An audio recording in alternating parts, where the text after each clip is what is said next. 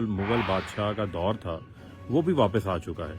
जैसे आपने देखा कि वजीर आजम हाउस में अफ्तारियां शुरू हो चुकी हैं, बल्कि कोट लखपत जेल, अडियाला जेल के जो इनके खिदमतगार थे, जो सरकारी मुलाजमीन थे, जो उस वक्त इनको अंदर खाते इनके साथ मिले हुए थे, उनकी वजीर आजम हाउस में बुला के अफ्तारियां करवाई जा रही हैं।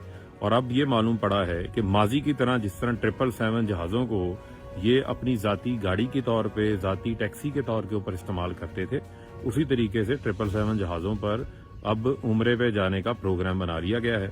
और शहबाज शरीफ ने जिस तरह की इम्पोर्टेड हुकूमत बनाई है, उसके लिए तो बहुत ज़रूरी है कि जितने इत्तेहादी हैं इनके साथ, उन तमाम इत्तेहादियों को अब हर दौरे पर लेके साथ जाया जाएगा।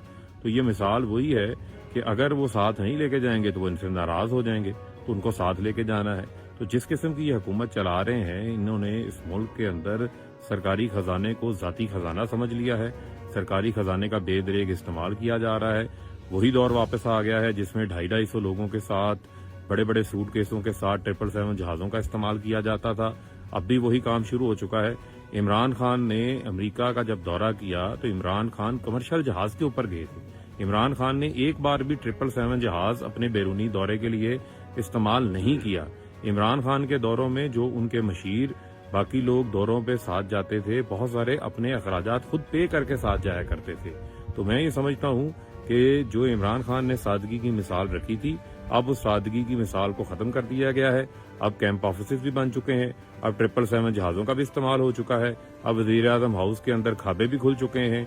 अब माले मुफ्त दिले बेरहम का दौर शुरू हो चुका है, जो शरीफ खानदान का हमेशा से जो है वो तुराए इम्तियाज़ रहा है कि लुटो और फुटो।